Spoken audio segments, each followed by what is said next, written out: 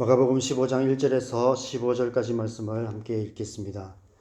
새벽에 대제사장들이 즉시 장로들과 서기관들 곧 온 공회와 더불어 의논하고 예수를 결박하여 끌고 가서 빌라도에게 넘겨주니 빌라도가 묻되 네가 유대인의 왕이냐? 예수께서 대답하여 이르시되 네 말이 옳도다 하시매 대제사장들이 여러 가지로 고발하는지라 빌라도가 또 물어 이르되 아무 대답도 없느냐? 그들이 얼마나 많은 것으로 너를 고발하는가 보라 하되 예수께서 다시 아무 말씀으로도 대답하지 아니하시니 빌라도가 놀랍게 여기더라.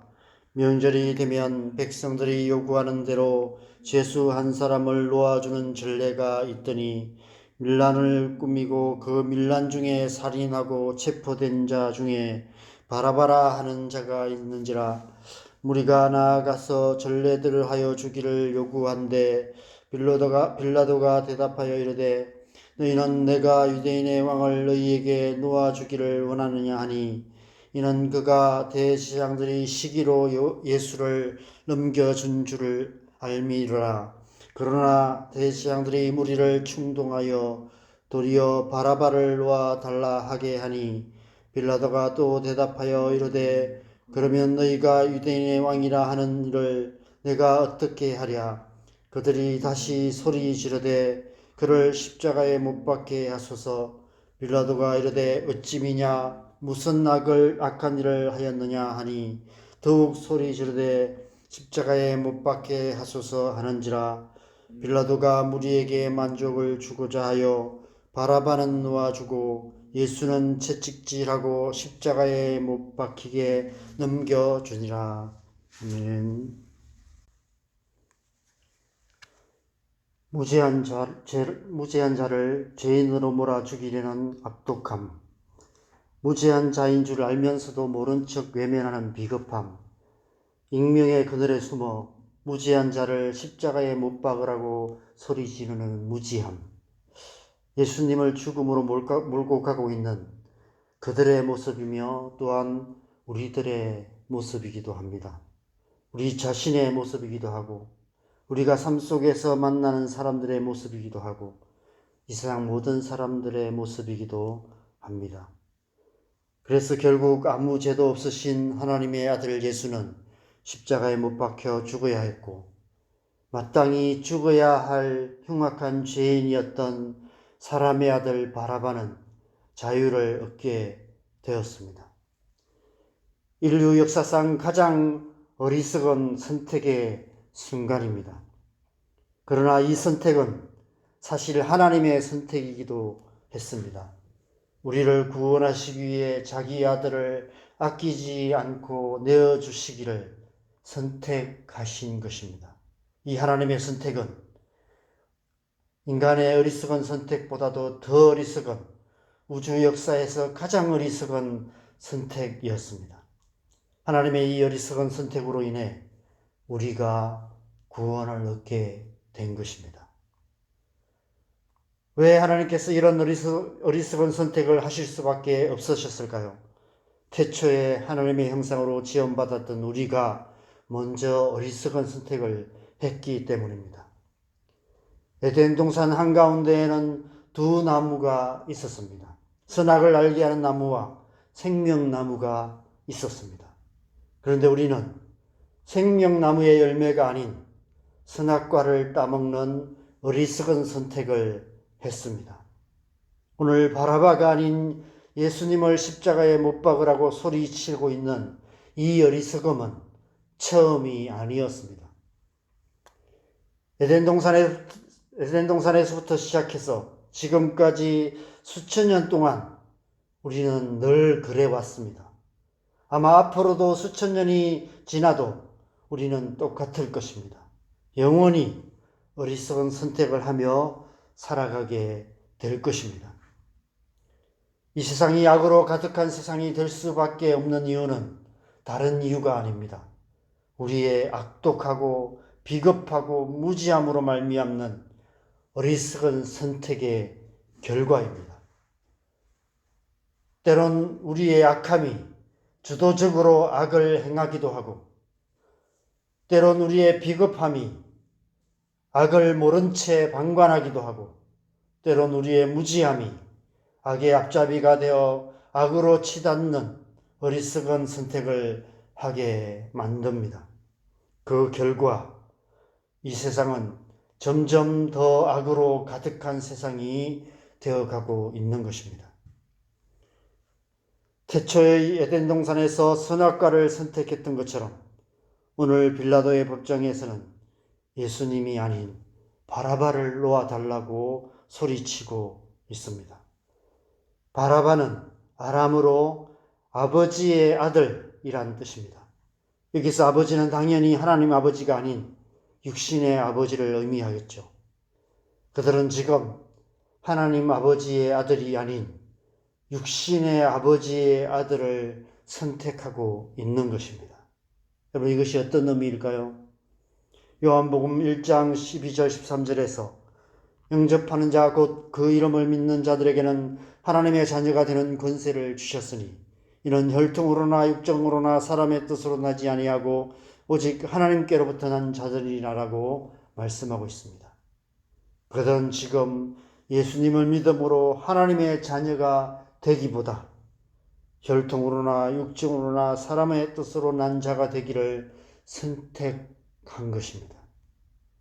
육신에 속한 자가 되기를 선택한 것입니다. 그 선택의 결과는 무엇입니까? 히브리서 9장 27절에 한 번 죽는 것은 사람에게 정하신 것이요 그 후에는 심판이 있으리니 바로 죽음과 심판뿐입니다.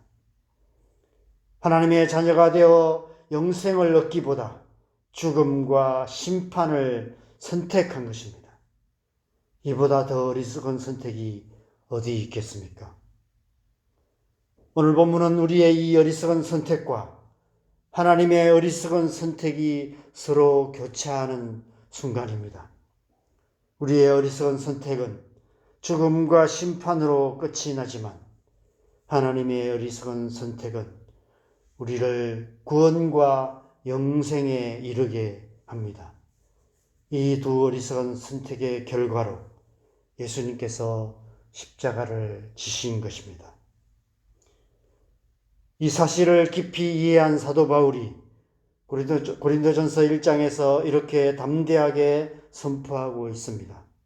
십자가의 도가 멸망하는 자들에게는 미련한 것이요 구원을 받는 우리에게는 하나님의 능력이라.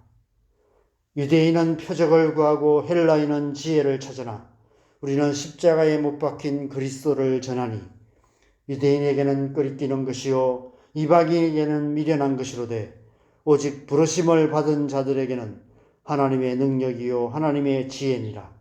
하나님의 어리석음이 사람보다 지혜롭고 하나님의 약하심이 사람보다 강하니라. 우리는 오늘 그 역사적인 어리석은 선택의 현장에 함께 서 있습니다. 우리의 악함과 비겁함과 무지함이 하나님의 아들을 십자가에 못 박는 어리석은 선택을 하고 있습니다. 그런 우리를 사랑하시는 하나님께서 독생자를 십자가에 못 박는 더 어리석은 선택을 하고 계십니다. 이 두 어리석은 선택이 예수님의 십자가에서 서로 만나게 된 것입니다. 하나님의 어리석은 선택은 십자가의 세로 기둥이 되고 우리의 어리석은 선택은 가로 기둥이 되어서 그 위에 예수님께서 못 박혀 죽으심으로 그 어리석은 십자가가 온 세상을 구원하는 하나님의 능력과 지혜가 되는 것입니다. 누구든지 그 십자가를 믿으면 구원을 얻게 되는 것입니다. 오직 예수, 오직 믿음으로 우리는 하나님의 자녀로 거듭나게 되는 것입니다. 혈통으로나 육정으로나 사람의 뜻으로 난 사람의 아들 바라바가 아니라 하나님께로부터 난 자, 곧 하늘에 계신 아버지의 아들과 딸이 되는 것입니다. 하나님의 어리석음이 사람보다 지혜롭고 하나님의 약하심이 사람보다 강하니라. 바로 예수 그리스도의 십자가를 말하는 것입니다.